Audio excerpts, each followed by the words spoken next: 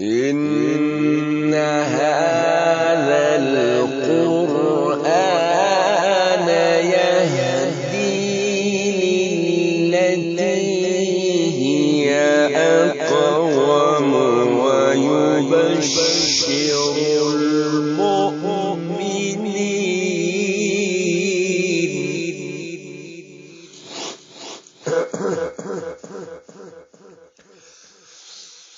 ويبشر المؤمنين الذين يعملون الصالحات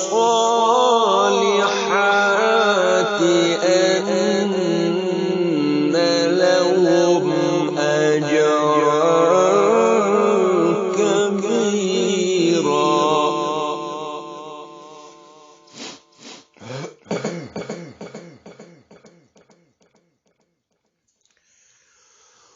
وأن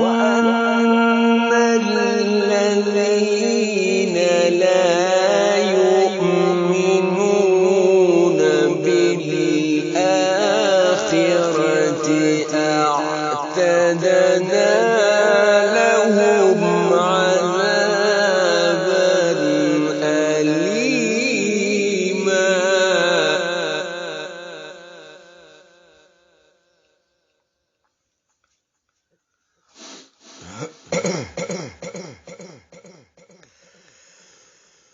ويدعو الإنسان بالشر دعاءه بالخير وكان الإنسان عجولا.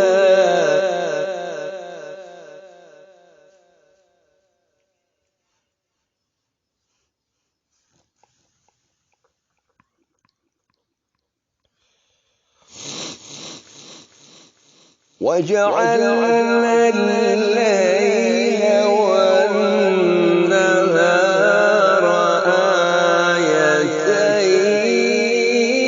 آيتين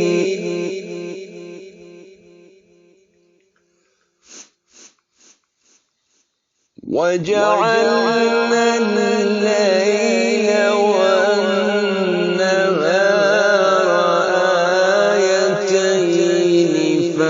فمحونا آية الليل وجعلنا آية النهار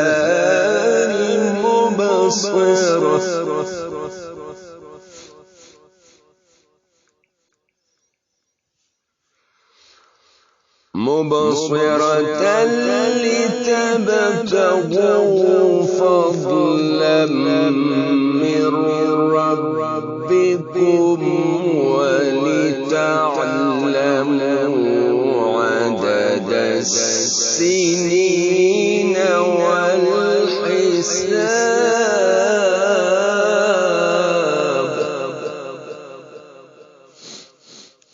وكل شيء فصلناه تفصيلا. صدق الله